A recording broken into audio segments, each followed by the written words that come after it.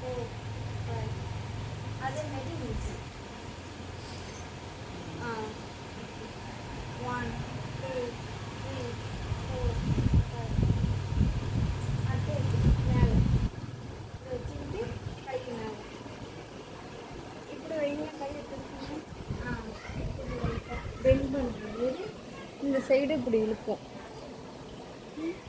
1 2 3 4 5 opposite 1 2 3 4 5 அடுத்தது கை